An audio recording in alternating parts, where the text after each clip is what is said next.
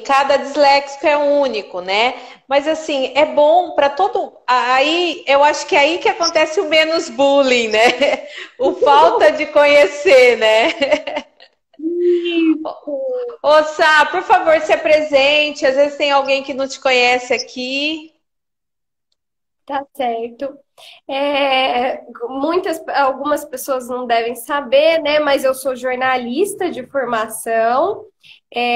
Já fazem 8 anos, mais ou menos, que eu publiquei um livro. Faz tempo, tô até denunciando minha idade aqui. Mas esse livro, ele acabou me levando por um caminho de trazer um pouco mais de informação e conhecimento para as pessoas que não conhecem o bullying, que não sabem sobre o tema do bullying. Eu acabei cobrindo as principais tragédias que aconteceu no Brasil, né? Como a tragédia de Itaiúva, de Realengo e, infelizmente, o ano passado de Suzano, né? E depois de cobrir, escrever sobre esse assunto, e há 10 anos já pesquisar bastante e ultimamente falar bastante sobre ele, né? Então eu pude ter um olhar de quem participou, de quem estava envolvido com as famílias, e de esmiuçar um pouco mais, né? De entrar dentro das escolas. Eu também sou bastante envolvida com a área de educação, né? Estou fazendo uma pós agora também de neurociência aplicada à educação, que está me ajudando com bastante a entender um pouco mais esse universo e como trabalhar com esses adolescentes, com essas crianças e até mesmo com adultos, professores dentro da sala de aula, né? Essa, nossa, mas que bagagem, hein? Que bagagem e que lição que você deve ter tido em toda essa caminhada, né? Porque tanta tragédia, né? A gente começa a repensar como que a gente não tem problema, né? Exatamente. Quando eu cobri as tragédias, eu me comovi muito, muito, porque estar lá, conversar com os pais, se colocar no lugar deles, eu fiquei pensando, eu vinha para casa, eu deitava de noite, eu falava, isso não pode ser banalizado, né? Isso não pode ser normalizado. Acontece e pronto, e acabou. Nossa, o bullying, o bullying todo mundo faz. O bullying sempre existiu, desde a minha época, sim, sempre existiu. Mas a gente está confundindo muito hoje, sabe? O bullying com a questão dos conflitos, né? E Exato. são coisas totalmente diferentes mesmo. Então, como jornalista, eu falei, poxa, eu vou levar, sim, informação para as pessoas, eu vou trazer, vou batalhar, e aí se tornou uma missão, né? Ai, que delícia. Ô, Sá, vamos definir então o que que é o bullying em si? Então, sabe, o bullying, ele é um ato de agressão, ele pode ser uma agressão física, uma agressão psicológica, né? Existem vários tipos de bullying. Mas o que vai determinar ser bullying é a frequência dos episódios de agressões, né? De assédios, porque o bullying é uma palavra de origem americana, né? De bully, que vem de valentão, né? Enfim, de todos os aspectos que a gente diz sobre o agressor. Mas nada mais é do que um assédio moral, ou físico mesmo, ou sexual, que existe também o bullying sexual. O bullying que é de pegar, quebrar pertences dentro da escola, ou até mesmo fora da escola, né? E Então, normalmente sempre mais na escola, você percebe isso? o bullying, ele é um aspecto social. né?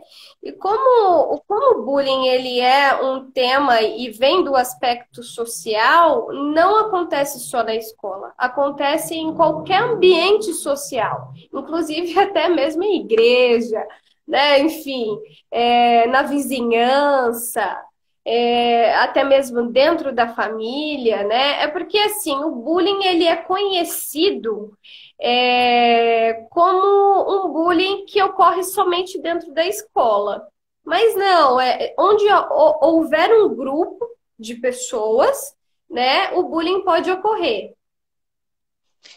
Entendi. Ou então, o que não é bullying? É apenas um conflito? Ou assim, eu falar para alguém, falar, ah, tô brincando, isso não é um bullying? Ó, o que que vai ser bullying? É, é importante a gente falar sobre isso, por quê? Porque às vezes as pessoas, até comigo acontece muito isso por falar tanto nesse tema, né? E quem me conhece de verdade sabe que eu sou muito brincalhona, mas muito brincalhona. E alguns amigos até brincam e riem, você foi estudar para saber fazer com as pessoas. Falei, não, isso daqui eu não vou continuar amanhã, eu estou brincando. Mas quais são os tipos de brincadeira? Que por trás da brincadeira, ou mesmo de um conflito, não tenha a intenção de fazer com que a pessoa se sinta menosprezada, inferiorizada, ridicularizada, né? Então, existe a brincadeira, uma ofensa não é bullying também. Por quê? Porque uma ofensa é um pontual, tá? Uma ofensa ela pode ser pontual. De repente eu bati o meu carro no trânsito, ou então eu acordei num dia que não foi tão bom assim, e aí eu vou trabalhar. Aí o meu colega, eu não tô com muita paciência, o meu colega enche o saco, aí você manda ir para aquele lugar, né? Ou, enfim, faz uma ofensa, xinga uma pessoa. Isso não é bullying, tá? É importante falar isso, sabe? Porque as pessoas, para elas compreenderem mesmo quando é que está acontecendo com ela, porque ele é tão sutil, às vezes, que não dá para perceber que você está sofrendo. Por exemplo, se é um ato contínuo, se todo dia eu chego no trabalho e ofendo aquele meu amigo, ou então eu menosprezo o trabalho que ele traz para mim, ou então se todo dia na escola eu persigo aquela pessoa, né? E isso sim, se ela está incomodada com aquela situação, né? Ela mostrou para mim que ela está incomodada, o que que eu tenho que fazer? Parar. Mas não é isso que acontece no bullying. A pessoa, ela observa, o agressor normalmente ele observa que aquela pessoa não gosta, né, daquela, digamos assim, brincadeira de mau gosto, e aí ele continua, por base da observação, qual é a vontade dele? Realmente de ferir por trás de tudo aquilo, realmente diferir. E é muito sério, por isso que é muito sério, porque é diversificado das ofensas ou dos conflitos, porque o conflito ele é pontual, né? O conflito, ele sempre vai existir e é bacana que exista, porque o conflito te faz pensar, o conflito faz você sair da sua zona de conforto, né? O conflito não é ruim, agora o bullying, ele é sim ruim, porque o conflito, a ideia ali são situações divergentes, não existe um ganhador num conflito. Às vezes é uma opinião que está ali muito divergente, mas o objetivo não é ganhar, né? Sair superior daquela situação. O bullying, sim. O bullying, ele é um confronto, ele é uma afronta mesmo, assim. A Ju tá falando aqui, ó. Podemos dizer que as perseguições com uma pessoa é bullying. Então, se ela tá perseguindo uma pessoa, é bullying. Tá, que fica de implicância com outra com É. brincadeira. Sim, é bullying. Se te fere, se machuca e isso acontece constantemente, é importante a gente frisar a frequência desse ato, né? Porque a frequência é o que vai determinar o bullying. Porque o conflito ou uma ofensa pode acontecer. Pode, nós somos seres humanos, tem dia aqui que vai acontecer. E o ideal é que a gente, né, evolua suficientemente para não ter tantos conflitos, mas infelizmente nós vivemos num mundo em que as pessoas elas não param para se olhar, né? Elas não param para se autoanalisar. Então, quando a pessoa ela não para trabalhar no seu autoconhecimento, normalmente ela não desenvolve um amor próprio. E se ela não desenvolve esse amor interno, ela não vai gostar do outro, né? E aí é onde vai gerar muitos conflitos, e, infelizmente, o bullying. Isso normalmente acontece no trabalho, na concorrência, porque assim, o trabalho tem muito isso, né? A concorrência de quem vai conseguir mais, quem vai chegar na meta mais, tem essa pressão toda. Nesse contexto, eu também consigo encontrar um bullying lá? Consegue. Mas é possível ter uma concorrência sem ter o bullying, né? Sem existir a competição. O que que acontece com a nossa sociedade hoje, infelizmente, sabe? Eu vivo repetindo isso, que a nossa educação, infelizmente, não somos criados para união, para colaboração. Nós deveríamos ser educados desde da escolinha maternal ali, né, para cooperação e não para disputa. Ai, mas o mercado de trabalho vai exigir isso dele. Ai, mas o vestibular. Eu penso que a competição ela pode ser saudável, mas ao mesmo tempo, se for com uma intenção de ganhar do outro ou de se mostrar superior ao outro, não tem vantagem nenhuma. Não tem vantagem, né? E aí é onde a gente abre brechas para que ocorra cada vez mais assédios. Ah, então, eu atingi tal coisa. Eu acho que nós todos somos seres diferentes, né? E a diferença, ela sempre vai existir. Então, não tem, eu acho desigual a competição, por quê? Porque nós todos somos diferentes. Então, a competição não é uma forma de igualar, entende? Ou se eu entendo. Sabe o que eu entendo? A Vânia até está falando aqui. O disléxico, ele tem o ritmo dele. Ele tem o ritmo dele.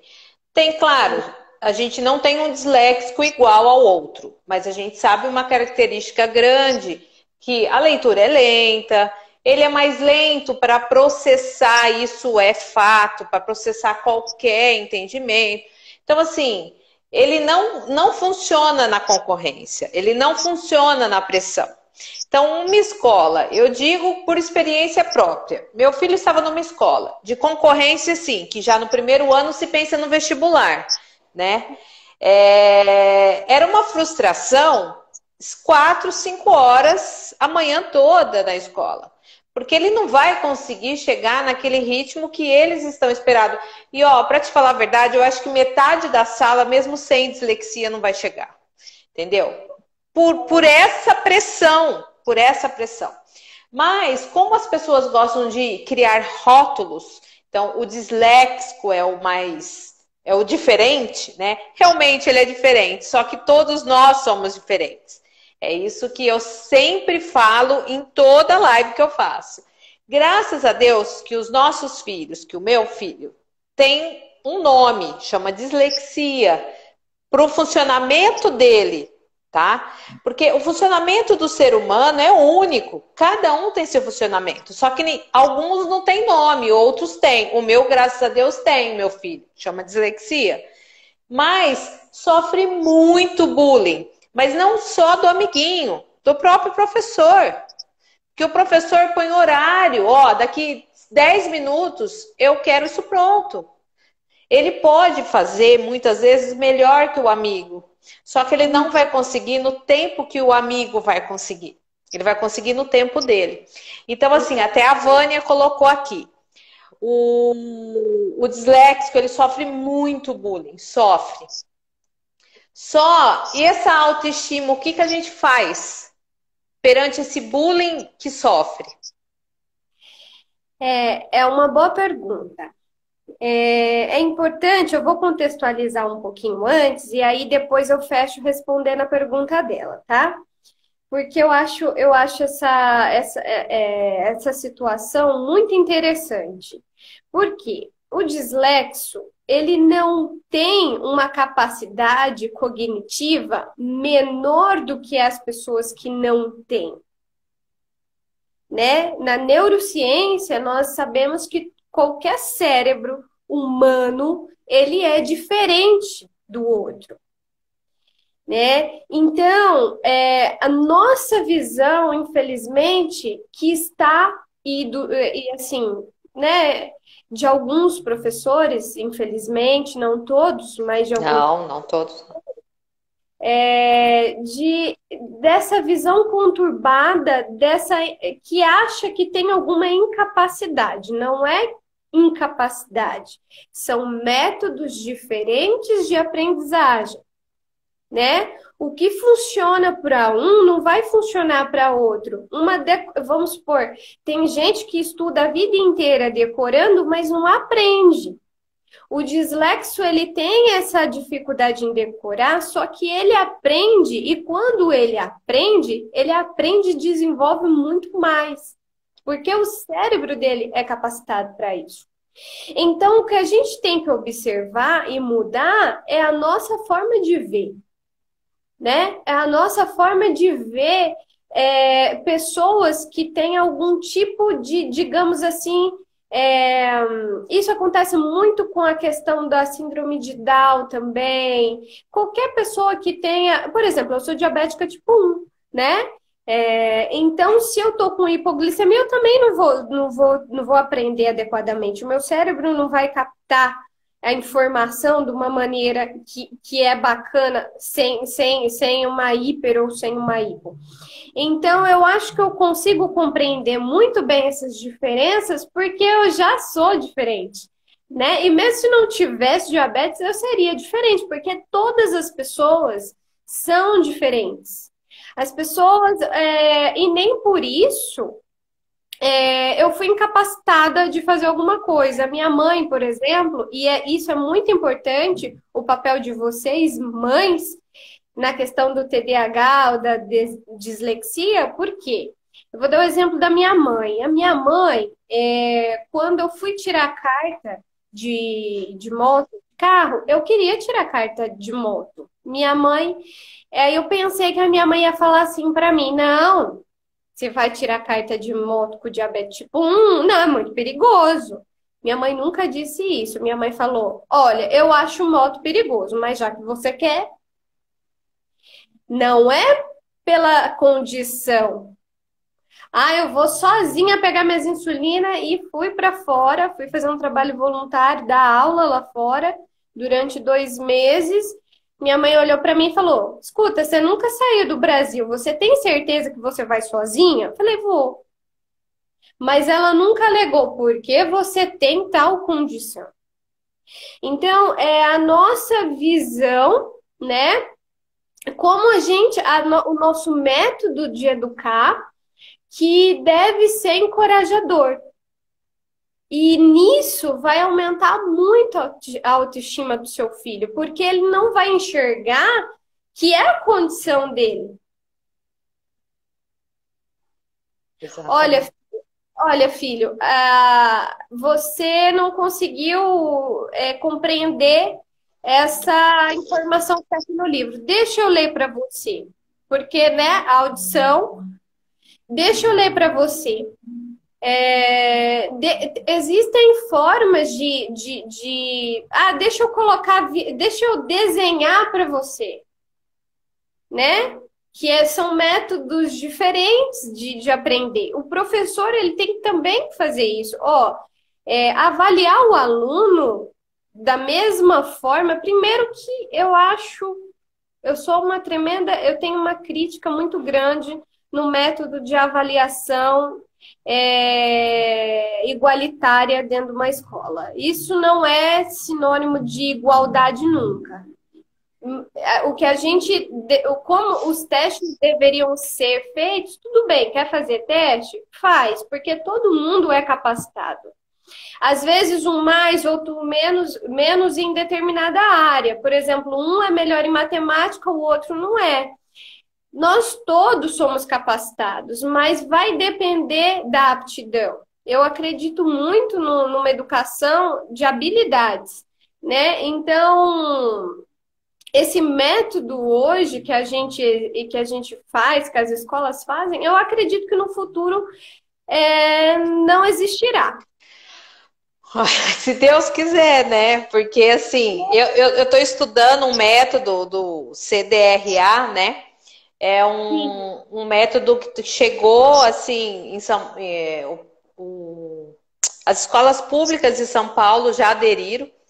É assim, você vai adaptar todo o contexto do ensino para aquele aluno. Porque assim, como que a gente aprende? Ou a gente aprende ouvindo, ou vendo, ou pondo a mão na massa.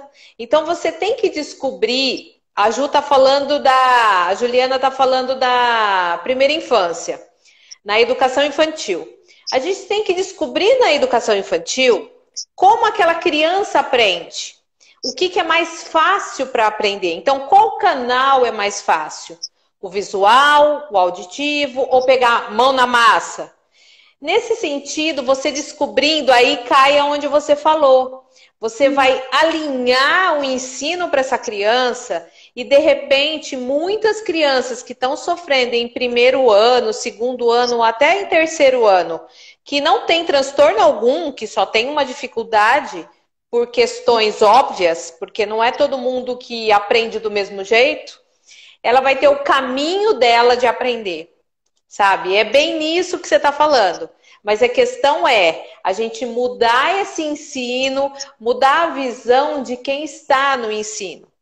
A gente briga muito, eu escuto muito e a gente falar em políticas públicas. Eu acho que a gente não tem que depender disso. Eu vou me formar, estou fazendo pedagogia, mas eu acho que eu sou uma futura professora, vocês professores, tem que ter essa visão de não ficar esperando políticas públicas. Tem que fazer o que tem que fazer, sabe? Pôr a mão na massa, tentar cuidar dessas crianças. Acho que a Sá caiu. Mas olha, gente, professores, eu não sei, eu sei que tem alguns professores aqui, mãe, um pouquinho de parar de ensino padronizado, sabe? A Sá caiu. Esse ensino padronizado, de repente, é tanto padrão que o amiguinho que está vendo o outro, que é um pouquinho fora daquela linha, vai acabar o quê? Fazendo o tal bullying, né? Esse que é o grande problema das escolas. Na verdade, do contexto total, né? Não é da escola em si. Né? Então, eu percebo assim, a Ju falou uma coisa muito importante, eu volto a falar. A gente tem que se preocupar com a primeira infância. Nós temos que se preocupar com a educação infantil.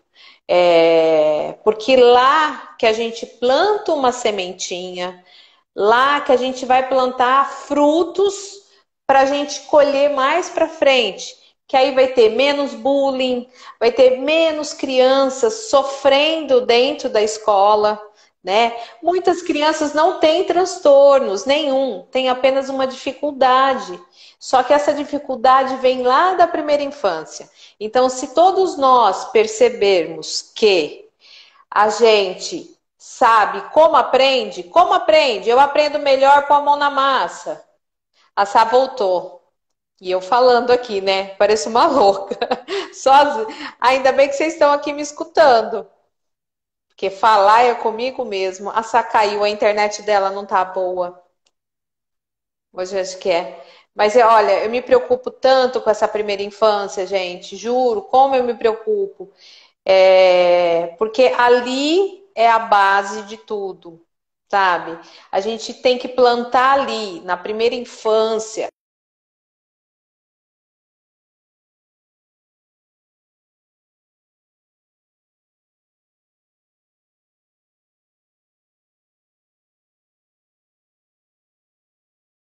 É mais fácil para aquela criança. Qual canal dela é mais fácil? A Sá entrou. Oi, tá me Oi, ouvindo? Sá.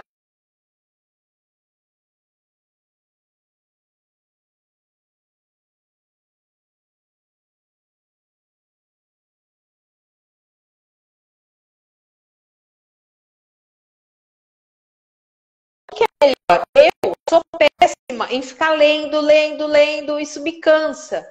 Então, assim, eu leio um pouco, mas eu escuto. Oi, Sá, não tô te vendo.